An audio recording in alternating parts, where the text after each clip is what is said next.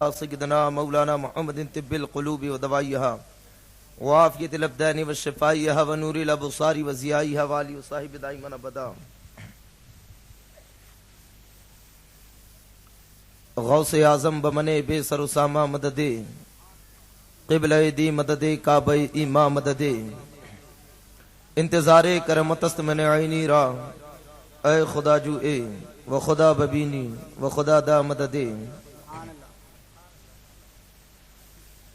ملک سخن کی شاہی تم کو رضا مسلم جس سمت آ گئے ہو سکے بٹھا دیے ہیں.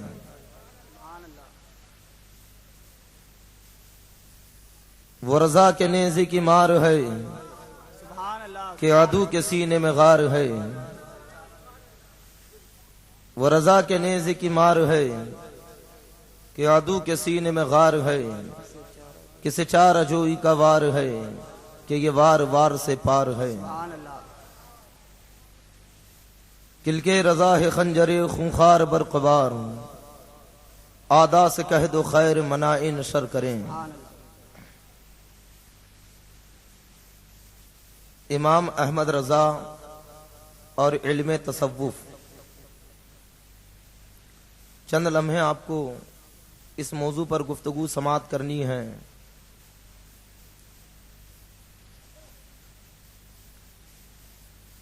اعلی حضرت امام اہل سنت مجدد دین و ملت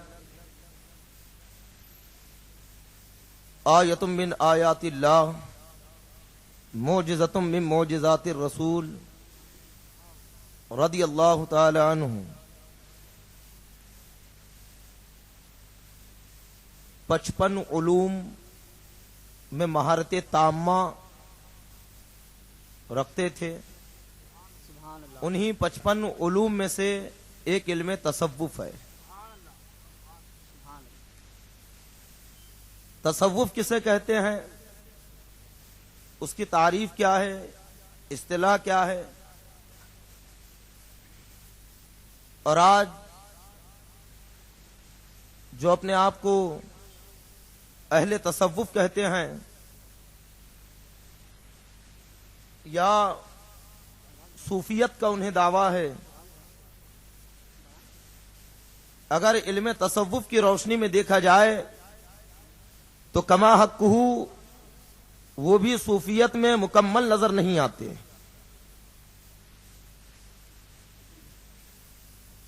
اور اب تو ایسا ہے کہ علم تصوف صرف کتابوں کے اندر رہ گیا ہے.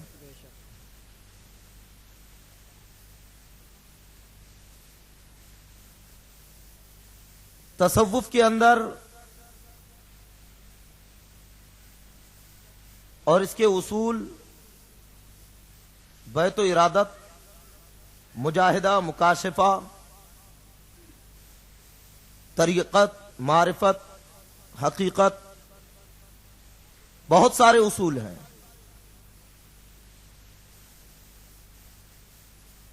اور آج لوگوں کا یہ دعویٰ کہ ہم راہ طریقت پہ گامزن ہیں، راہ شریعت کو ہم نے طے کر لیا، اور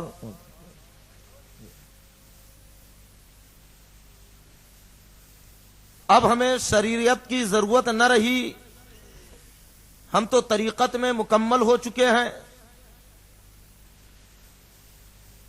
یا ہمیں احکام شریعت کی ضرورت نہ رکھی کیونکہ ہم نے یہ ساری منزلیں طے کر لی ہیں اور ہم پہنچے ہوئوں میں سے ہیں. یہ بات جب سید الطائفہ جنید بغدادی رضی اللہ تعالیٰ عنہ کی بارگاہ میں کہی گئی تو حضرت جنید بغدادی رضی اللہ تعالیٰ عنہ فرماتے کہ ہاں سچ کہہ رہے ہیں، پہنچ تو گئے ہیں لیکن جہنم تک. اور شریعت و طریقت میں تفریق کرنے والے کبھی اہل تصوف نہیں ہو سکتے. اور جو شریعت و طریقت کے اندر میں تفریق پیدا کرے، حقیقت یہ ہے کہ انہوں نے تصوف کو جانا ہی نہیں ہے، تصوف کو پہچانا ہی نہیں ہے. شریعت و طریقت یہ دو مختلف چیز نہ کی ہیں، بلکہ شریعت و طریقت لازم و ملزوم ہے، اور صوفیہ فرماتے ہیں کہ بغیر شریعت کے کوئی طریقت تک نہیں پہنچ سکتا۔ اور اس کی آسان سی مثال یہ پیش کرتے ہیں کہ اگر شریعت میں خطا ہو جائے، غلطی ہو جائے،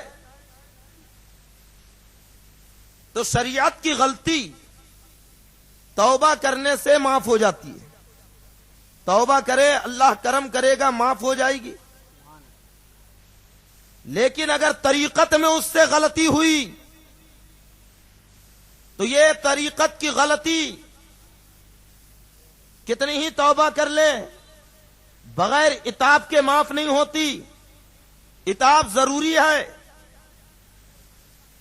اور طریقت کا معاملہ یہ ہے کہ جب آدمی طریقت کی منزل پہ چلتا ہے، امام غزالی رضی اللہ تعالیٰ عنہ فرماتے ہیں کہ چل رہا ہے، 10ویں منزل پار کیا، 20ویں منزل پار کیا، 50ویں منزل سے آگے گزر گیا، یہاں تک کہ وہ 70ویں منزل پہ پہنچ گیا۔ اگر کوئی ایک لغزش بھی اس سے ہو گئی، ایک ادنا سی خطا بھی ہو گئی، تو وہ اگر ساری زندگی بھی روتا رہے تو تلافی نہ ہوگی، بلکہ اسے واپس کر دیا جاتا ہے، پھر سے اس کا مجاہدہ شروع ہوتا ہے، پھر سے اس کی منزلیں شروع ہوتی ہے۔ یہ طریقت ہے۔ صرف منہ سے کہہ دینا کہ ہم طریقت والے ہیں آسان نہیں ہے۔ ابھی انشاءاللہ وضاحت کرتا ہوں کہ راہ طریقت کتنی مشکل ہے۔ سبحان اللہ۔ ہمارے صدر جلسہ حضرت علامہ مولانا عبداللطیف صاحب قبلہ تشریف لا چکے ہیں۔ سبحان اللہ۔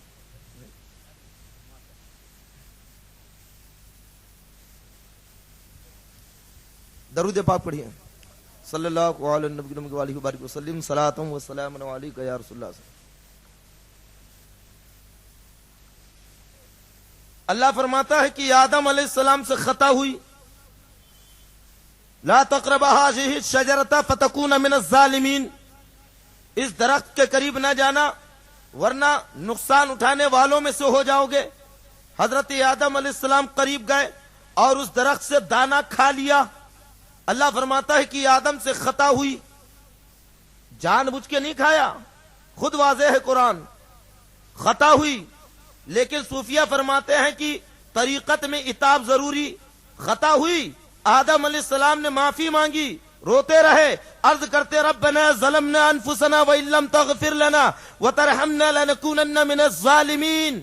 اس کے بعد بھی اللہ تبارک و تعالی نے عتاب فرمایا، زمین پہ اتار دیا گیا، جنتی نعمتیں لے لی گئی، جنتی لباس اتار لیا گیا، جنتی عیش و آرام حضرت آدم سے لے لیے گئے، زمین کی محنتیں مسلط کر دی گئی، زمین کی مشقتیں ان کے اوپر ڈال دی گئی۔ یہ مقام طریقت ہے کہ جب آدمی سے خطا ہو جائے تو اللہ تبارک و تعالی عتاب فرماتا ہے۔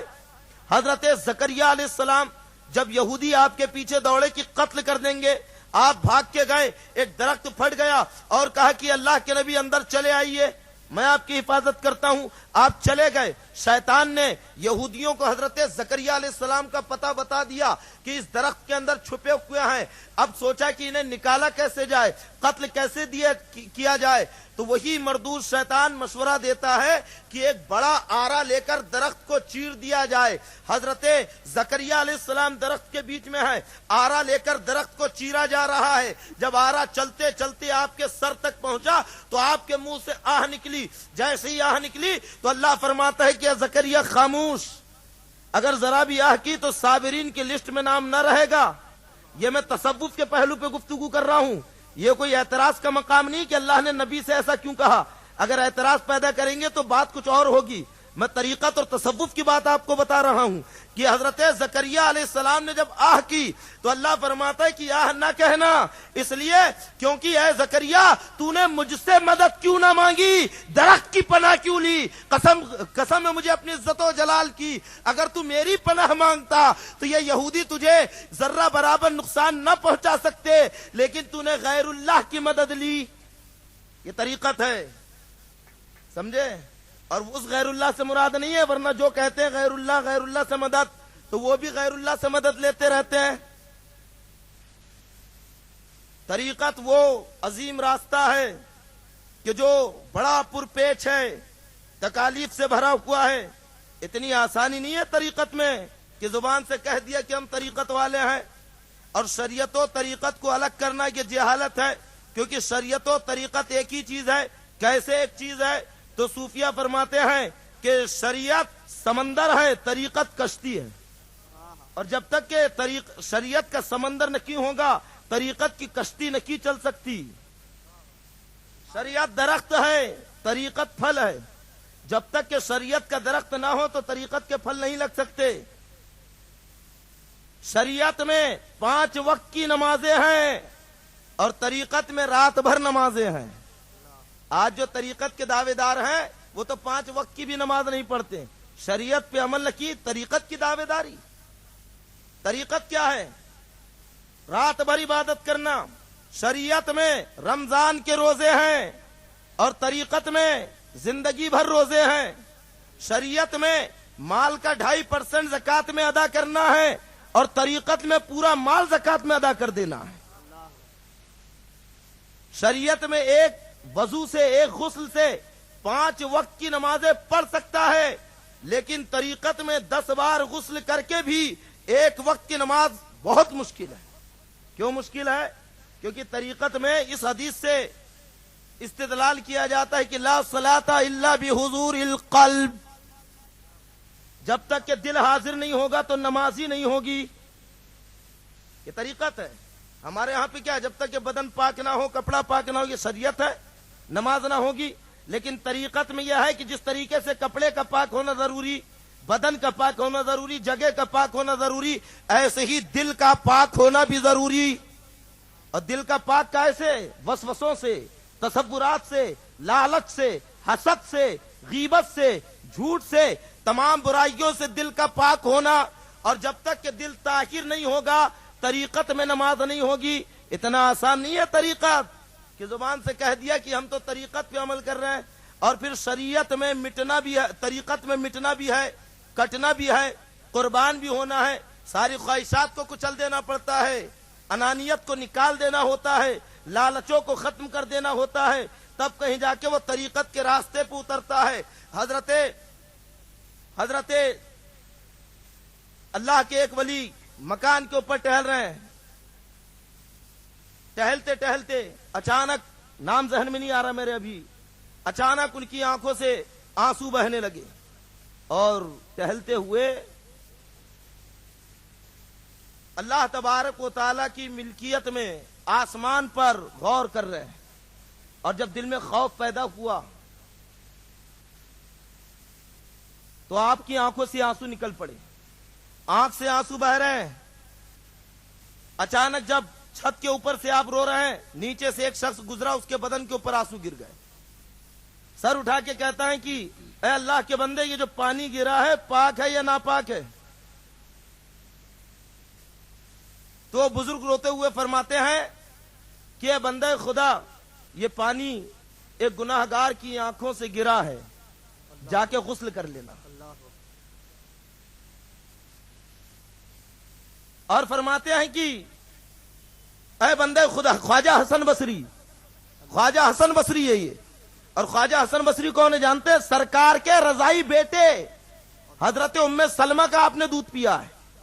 تو خواجہ حسن بصری فرما رکھے ہیں کہ اے اللہ کے بندے، یہ جو آنسو میری آنکھوں سے گرے ہیں یہ گویا ایک گنہگار کی آنکھ سے گرے ہیں، لہذا تو جا کر غسل کر لینا اور میری وجہ سے جو تجھے تکلیف ہوئی ہے تو مجھے معاف کر دینا. تو یہ طریقت ہے.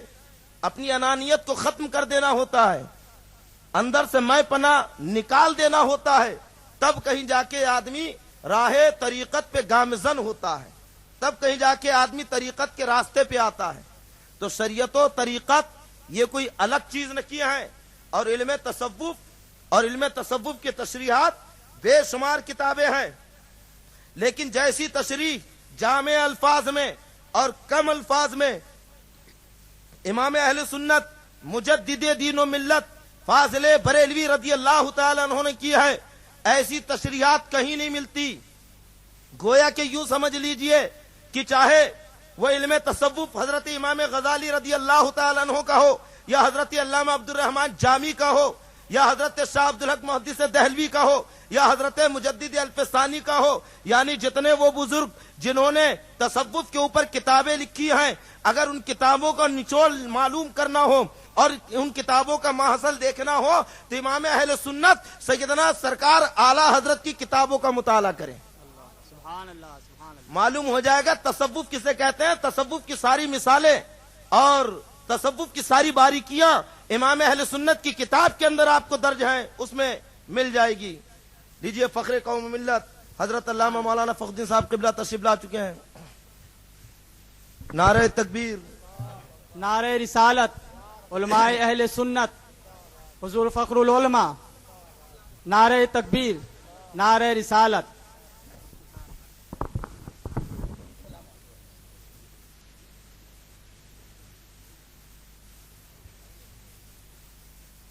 درود پاک پڑھیے۔ صلی اللہ علیہ نبی الامی و آلہ وبارک وسلم، صلاۃ و سلام علیک یا رسول اللہ صلی اللہ تعالی علیہ وسلم۔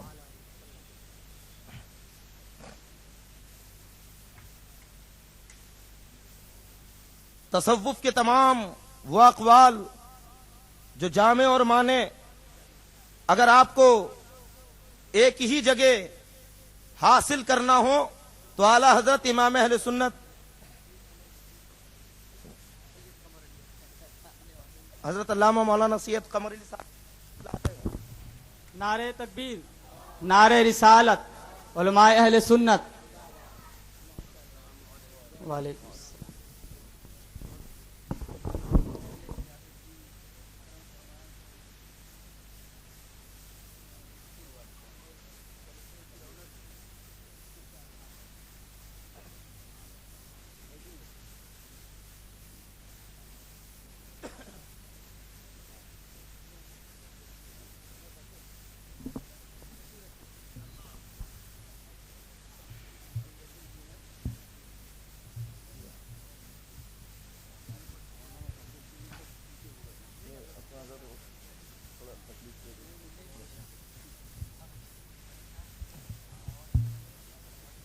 درود پاک پڑھیے۔ اللہم صلی علی سیدنا و شفیعنا حبیبنا نبینا مولانا محمد و آلہ وبارک وسلم، صلاۃ و سلام علیک یا رسول اللہ صلی اللہ تعالی علیہ وسلم۔ مرشد خاص، مرشد عام، شیخ اتصال، شیخ ایصال اور ان کے شرائط، اور ایسے ہی فلاح اول، فلاح دوم، فلاح تقوی، فلاح احسان اور دعوت سلوک کے دائرے، اور ایسی بیت ارادت، بیت برکت، وحدت مقصود، وحدت مشہود، وحدت موجود، یعنی تصوف کے وہ اصول جو منفرد کتابوں کے اندر ہے، یہ سارے اصول اعلی حضرت نے بڑے جامع الفاظ میں فتوی افریقہ کے اندر جمع فرما دیے۔ آپ فتوی افریقہ کا مطالعہ کریے، اس کے اندر وحدت الوجود، وحدت الشہود کے اوپر جو اعلی حضرت نے بحث کی ہے، اور وسیع شیخوں کے اوپر اور شیوخ کے شرائط اعلی حضرت نے لکھے ہیں۔ سوال امام اہل سنت کی بارگاہ میں ہوا کہ حضور مجاہدہ کسے کہتے ہیں، مجاہدی کی تعریف بیان فرمائیں، تو اعلی حضرت امام اہل سنت رضی اللہ تعالی عنہ نے ایک آیت ذکر فرمائی اور سارا مجاہدہ اسی آیت کے اندر آپ نے ذکر کر دیا۔ وَأَمَّا مَنْ خَافَ مَقَامَ رَبِّهِ وَنَهَى النَّفْسَ عَنِ الْهَوَىٰ فَإِنَّ الْجَنَّةَ هِيَ الْمَأْوَىٰ۔ یہ ایک آیت اعلیٰ حضرت نے ایسی پیش کی دلیل کے طور پہ، اور فرمائے کہ اگر کسی کو مجاہدے کی اصل معلوم کرنا ہو تو وہ اس آیت کی تفسیر کو پڑھے، اس آیت کے اوپر غور و فکر کرے۔ اللہ تبارک و تعالیٰ نے سارا مجاہدہ اسی آیت کے اندر جمع فرما دیا۔ سوال ہوا حضور مجاہدے کے لیے عمر کیا چاہیے؟ امام اہل سنت فرماتے ہیں 80 سال کی عمر۔ سوال کرنے والے نے کہا حضور 80 سال مجاہدہ کرے یا پھر 80 سال کے بعد مجاہدہ کرے، یعنی 80 سال کی عمر سے؟ اعلیٰ حضرت فرماتے ہیں کہ 80 سال کی عمر تو مجاہدے کے لیے درکار ہے، لیکن جب بندہ شوق صادق کے ساتھ، سچی طلب کے ساتھ ریاضت و عبادت میں مشغول ہوتا ہے، اللہ تبارک و تعالی کی رحمت دستگیری کرتی ہے، اور اللہ تعالیٰ اگر چاہے تو اسے 2 لمحوں میں عطا فرمائے، اور کبھی تو ایسا ہوتا ہے کہ اس کی رحمت ایسی بندے کے شامل حال ہوتی ہے کہ غیر مسلم کو دولت ایمان سے سرفراز کر کے اللہ مقام ولایت پہ فائز کر دیتا ہے۔ کہا حضور اگر مجاہدے میں مشغول ہو جائیں تو دنیاوی کاروبار چھوٹ جائے، اور خاص کر دینی خدمات جو ہم نے اپنے ذمے لے رکھی ہے کہ تبلیغ کون کرے گا, دینی خدمت کون کرے گا, تو اعلیٰ حضرت امام اہل سنت فرماتے ہیں کہ مجاہدہ ایک ہی طرح کا نہیں ہے, بلکہ دینی خدمت کرنا یہ بھی ایک قسم کا مجاہدہ ہے. حضرت امام ابو اسحاق اصفرانی رحمۃ اللہ علیہ جب آپ کے دور میں مبتدعین کی بدعت کا پتہ چلا تو آپ پہاڑی کے اوپر گئے اور وہ علماء جو ترک دنیا کر کر مجاہدے میں مشغول تھے ان لوگوں سے کہا کہ اے سوکھی گھاس کھانے والی جماعت, تم یہاں پہ بیٹھے ہو اور امت مصطفیٰ فتنے میں مبتلا ہے. تو سارے علماء کہتے ہیں کہ اے ابو اسحاق, وہ ہمارا کام نہیں ہے, وہ ہم سے نہیں ہو سکتا, بلکہ وہ کام تو تمہارا ہے, یعنی وہ کام تم کرو. حضرت ابو اسحاق واپس چلے آئے اور آنے کے بعد میں آپ نے بدعتیوں کا رد کیا, بد مذہبوں کا رد کیا. تو معلوم ہوا کہ بد مذہبوں کا رد کرنا یہ بھی ایک مجاہدہ ہے, بدعتیوں کا رد کرنا یہ بھی مجاہدہ ہے. امام اہل سنت کی بارگاہ میں سوال ہوا کہ حضور بہت سے لوگ عزلت نشینی کرتے ہیں, گوشہ نشین ہو کے بیٹھ جاتے ہیں, تو یہ گوشہ نشینی کس کے لیے ہے اور کون گوشہ نشین ہوگا؟ تو اعلیٰ حضرت امام اہل سنت فرماتے ہیں کہ آدمی تین طرح کے ہیں, یعنی انسان تین طرح کے, ایک ہے مفید, ایک ہے مستفید اور ایک ہے منفرد. فرماتے ہیں کہ جو مفید وہ ہے جو دوسروں کو فائدہ پہنچائے, اور مستفید وہ ہے جو دوسروں سے فائدہ حاصل کرے, اور منفرد وہ ہے کہ اسے کسی سے فائدہ حاصل کرنے کی ضرورت نہیں ہے اور نہ کہ وہ کسی کو فائدہ پہنچا سکتا ہے. تو مفید اور مستفید کے لیے گوشہ نشینی یعنی گھر کے ایک کونے میں بیٹھ جانا, دنیا کو ترک کر دینا, اللہ اللہ کرتے رہنا, یہ گوشہ نشینی حرام ہے. بلکہ گوشہ نشینی منفرد کرے گا کہ جسے کسی سے فائدہ لینے کی ضرورت نہیں ہے اور جو لوگوں کو فائدہ نہیں پہنچا سکتا وہ گوشہ نشین ہو جائے. اور پھر ذکر کرتے ہیں کہ حضرت علامہ ابن حجر مکی رحمۃ اللہ علیہ وہ فرماتے ہیں کہ ایک عالم صاحب کا وصال ہو گیا, کسی نے خواب میں دیکھا کہ حضور اللہ نے کیا معاملہ کیا, تو فرماتے ہیں کہ جنت عطا فرمائی, اور اس لیے نہیں کہ میں عالم تھا بلکہ اس لیے کہ مجھے سرکار دو عالم صلی اللہ تعالی علیہ وسلم سے ایسی نسبت حاصل تھی جیسے کتے کو چرواہے سے حاصل ہوتی ہے, اور وہ کتا بھوک بھوک کے چرواہے کی بکریوں کو بھیڑیوں سے آگاہ کرتا ہے.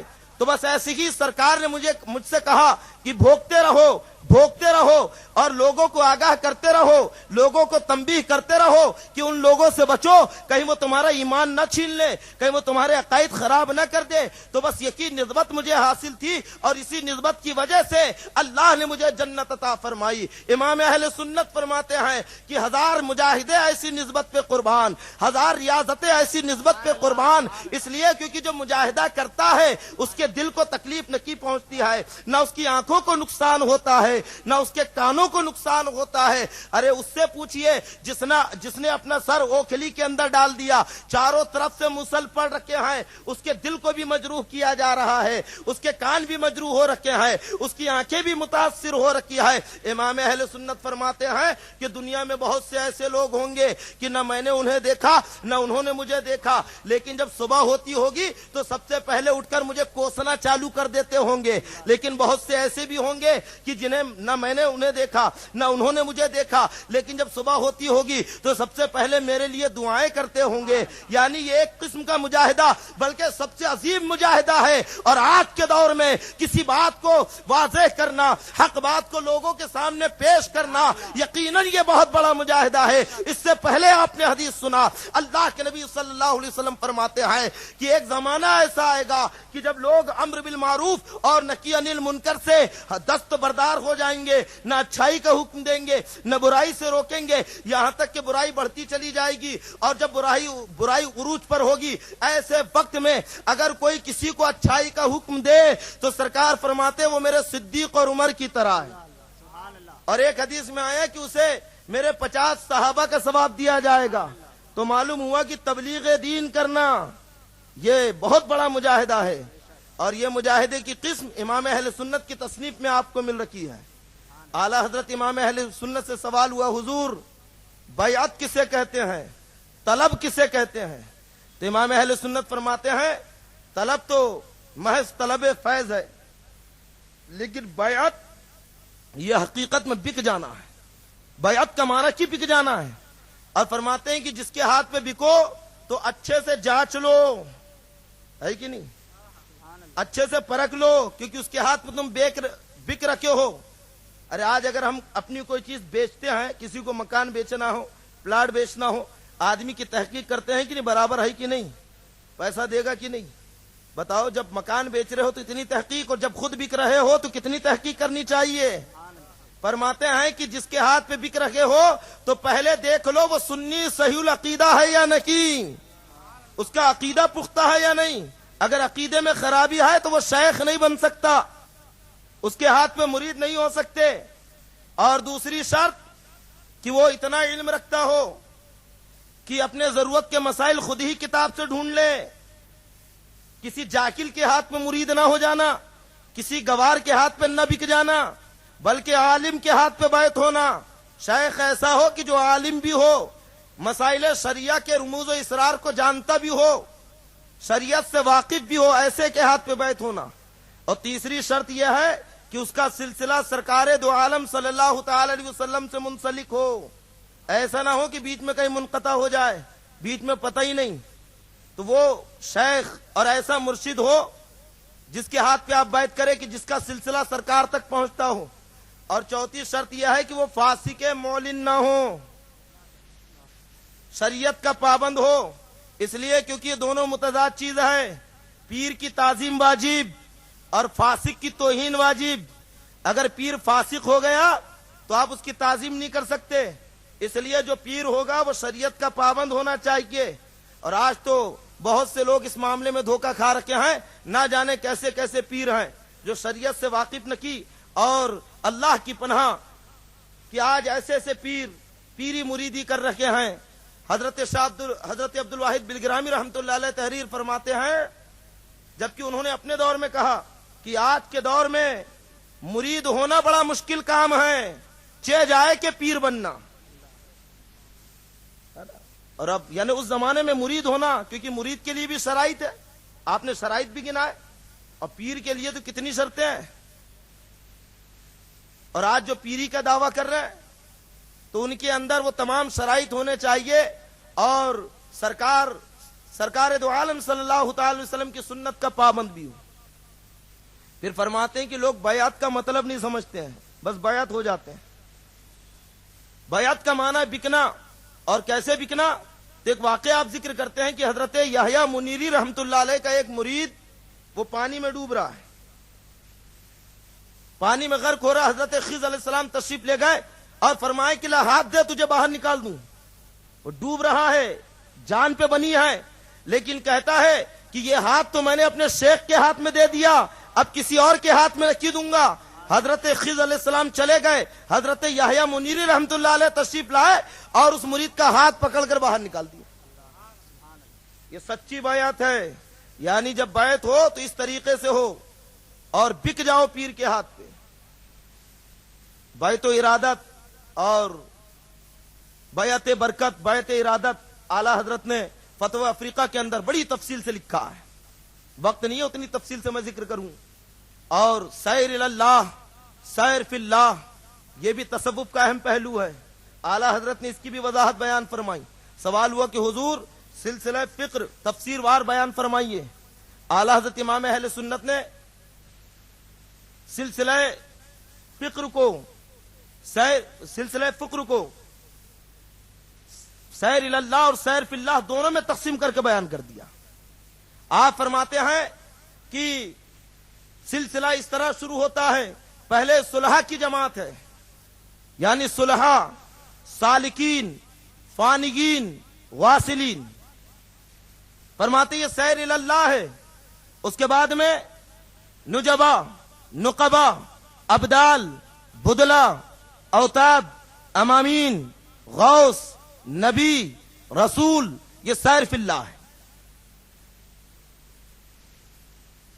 سیر اللہ، سیر فی اللہ، یعنی بندہ جب راہ طریقت پہ قدم رکھتا ہے، تصوف پہ اس کا پہلا قدم پڑتا ہے تو وہ صلح کی جماعت میں شامل ہوتا ہے، اور پہلا قدم ہی ترک دنیا سے شروع ہوتا ہے۔ جیسی پہلا قدم رکھا، دنیا کی ساری لذتیں، ساری خواہشات دل سے نکال دے، تب کہیں جا کے اس کا قدم سکی جگہ ہوگا۔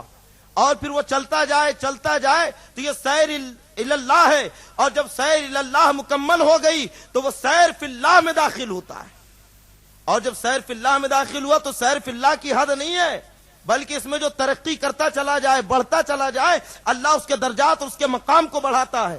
تو سیر فی اللہ یہ اہم مقام ہے، اور یہ اللہ کی مدد اور اس کی توفیق کے بغیر بندہ طے نہیں کر سکتا ہے۔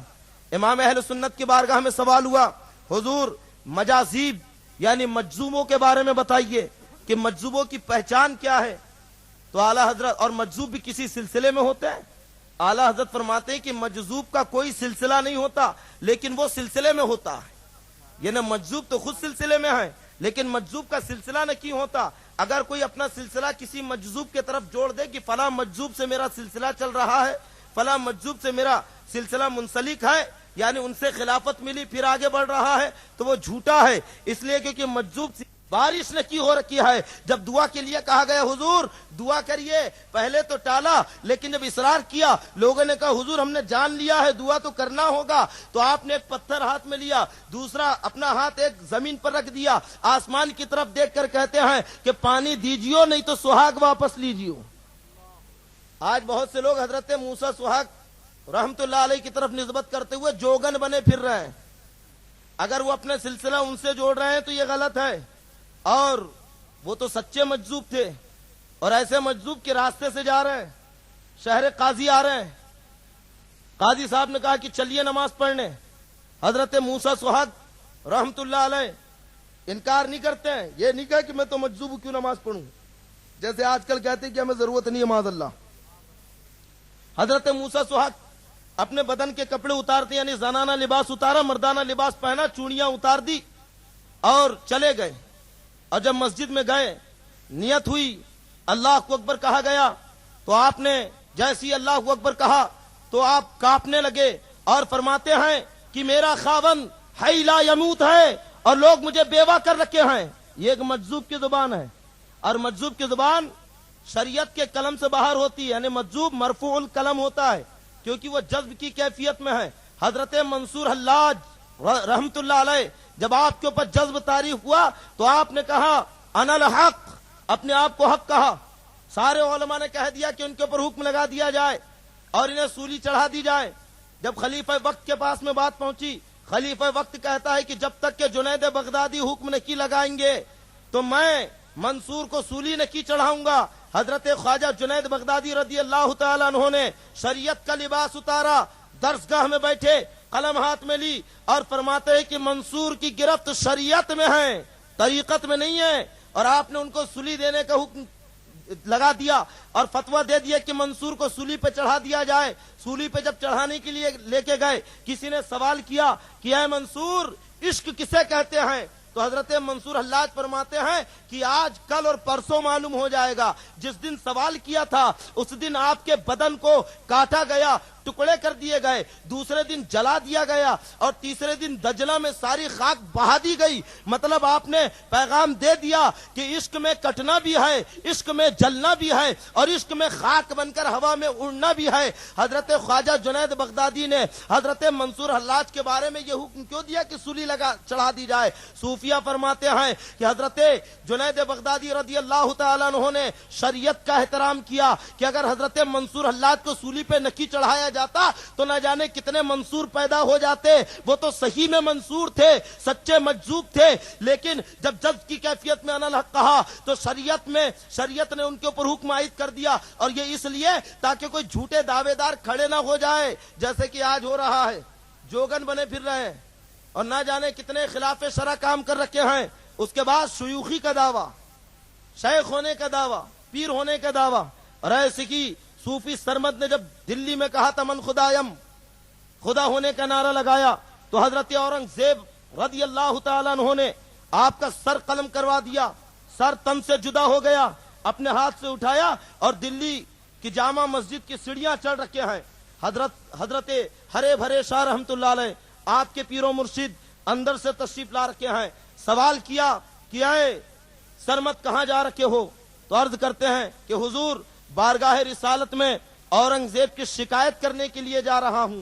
تو حضرت ہرے بھرے شاہ فرماتے ہیں کہ میں بھی سرکار کی بارگاہ سے آ رہا ہوں اور میں نے دیکھا ہے کہ اورنگزیب بارگاہ رسالت میں عرض کر رہا ہے کہ یا رسول اللہ میں نے آپ کے دین کے ادب کے لیے سرمت کا قتل کیا ہے، اگر سرمت کو قتل نہ کیا جائے تو نہ جانے کتنے جھوٹے سرمت پیدا ہو جائیں گے، جو ہوش و حواس میں رہتے ہوئے شریعت کا حکم جن کے اوپر جاری ہوتا ہے وہ لوگ بھی اپنے آپ کو سرمت کہہ کر نہ جانے شریعت کی کتنی بے ادبی کرے۔ تو حضرت اورنگزیب رضی اللہ تعالیٰ عنہ نے وہیں پہ دروازہ بند کر دیا کہ سرمت کے بعد کوئی دوسرا سرمت کھڑا نہ ہو جائے، لیکن آج اللہ اکبر انہی بزرگوں کی طرف نسبت کرتے ہوئے کیسے کتنے لوگ ہیں کہ جو عورتوں کی طرح لمبے بال رکھ رہے ہیں، چوڑیاں پہن رکھے ہیں، کئی انگوٹیاں ہاتھوں کے اندر ہے اور لوگ ان کے ہاتھ بھی چوم رکھے ہیں، جبکہ مسئلہ یہ ہے کہ جو عورتوں کی طرح بال بڑھا لے وہ فاسق ہے، اس کی تعظیم حرام، ہاتھوں میں کئی انگوٹھیاں پہننا ناجائز، ایسا کبھی پیر اور شیخ نہیں ہو سکتا۔ اعلیٰ حضرت امام اہل سنت فرماتے ہیں کہ سچا مجذوب کبھی شریعت کے مقابلے نہیں آتا۔ حضرت موسیٰ سہاگ کھڑے ہو گئے، جیسے ہی آپ نے یہ کہا تو آپ کا بدن سر سے لے کر پیر تک لال کپڑوں میں ملبوس ہو گیا، ہاتھوں میں چوڑیاں آ گئی، بدن پہ زیورات آ گئے اور آپ ایک نعرہ مستانہ لگاتے ہوئے وہاں سے نکل گئے۔ یعنی امام اہل سنت نے ایک پہچان دے دی کہ جو سچا مجذوب ہے وہ کبھی شریعت کے مقابلے میں نہیں آتا، نماز کی دعوت دو تو انکار نہیں کرے گا، یا اسلام کے کسی اور احکام پر اسے دعوت دی جائے تو مزوری نہیں کرے گا، بلکہ خاموشی سے چلا آئے گا۔ کرنا نہیں کرنا وہ الگ بات ہے، کرنا ہو تو کر لے، نہ کرنا ہو تو چلے جائے، لیکن انکار نہیں کرے گا، حجت نہیں کرے گا۔ اعلیٰ حضرت امام اہل سنت سے سوال ہوا کہ حضور مقام غوثیت کیا ہے؟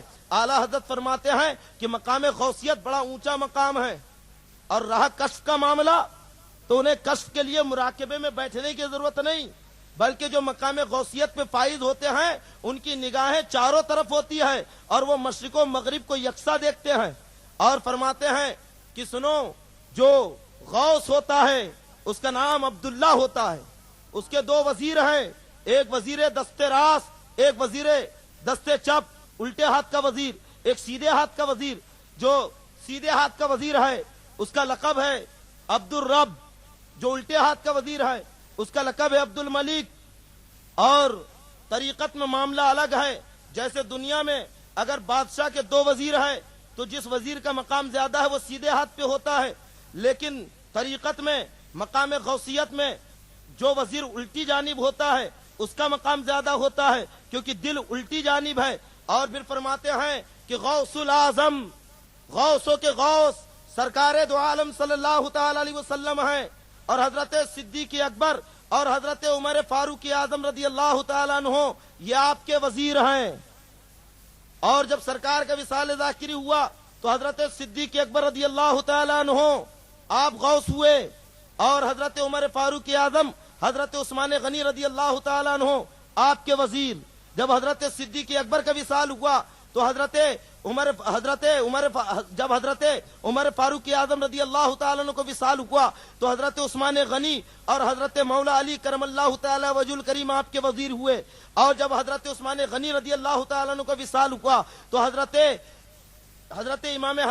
علی رضی اللہ تعالیٰ عنہ اور حضرت امام حسن آپ کے وزیر۔ جب حضرت علی کا انتقال ہوا تو حضرت امام حسن اور حضرت امام حسین رضی اللہ تعالیٰ عنہ آپ کے وزیر ہوئے۔ اس طریقے سے یہ مقام غوثیت درجہ بدرجہ منتقل ہوتا رہا، اور یہ مقام منتقل ہوتے ہوتے حضرت امام حسن عسکری رضی اللہ تعالیٰ عنہ تک پہنچا، اور امام حسن عسکری رضی اللہ تعالیٰ عنہ کے بعد یہ مقام غوثیت ہمارے غوث پاک سیدنا شیخ عبد القادر جیلانی رضی اللہ تعالیٰ عنہ کو ملا۔ یعنی مقام غوثیت پہ سیدنا سرکار غوث پاک رضی اللہ تعالیٰ عنہ فائز ہے۔ اب آپ کے بعد یہ مقام قرب قیامت، یعنی جب قیامت قریب آئے گی، حضرت امام مہدی رضی اللہ تعالیٰ عنہ کا ظہور ہوگا تو حضرت امام مہدی رضی اللہ تعالیٰ عنہ مقام غوثیت پہ فائز کیے جائیں گے، یعنی مقام غوثیت آخر میں حضرت امام مہدی رضی اللہ تعالیٰ عنہ کو ملے گا۔ تو معلوم ہوا کہ طریقت کے تصوف کے وہ رموز و اسرار جو مختلف کتابوں میں بکھرے ہوئے ہیں، امام اہل سنت نے اپنے فتووں میں، اپنی تصانیف میں سب کو یکجا کر دیا، سارے رموز و اسرار کو بیان فرما دیا۔ اب چاہے وہ دنیا کا کوئی بھی شخص ہو، اگر وہ کہتا ہے کہ ہم صرف شریعت والے ہیں یا صرف یہ کہتا ہے کہ ہم طریقت والے ہیں، ہوگا صرف شریعت والا یا طریقت والا کوئی بھی ہو، آج سب کے سب مسلک اعلیٰ حضرت کے محتاج ہے، یعنی شریعت سمجھنے کے لیے بھی مسلک اعلیٰ حضرت کی پابندی کرنا ہوگا، اور طریقت جاننے کے لیے بھی، تصوف سیکھنے کے لیے بھی مسلک اعلیٰ حضرت کی پابندی ضروری ہے، اور یہ مسلک عام مسلک ہے، سب کے لیے ہے، کسی سلسلے کا ہو، کسی بھی شیخ سے مرید ہو، مسلک اعلیٰ حضرت کا سب پر احسان ہے، اور مسلک اعلیٰ حضرت کی سب کو ضرورت ہے۔ اللہ تعالی ہمیں مسلک اعلیٰ حضرت کا سچا فرما بردار بنائے۔ السلام علیکم ورحمۃ اللہ وبرکاتہ۔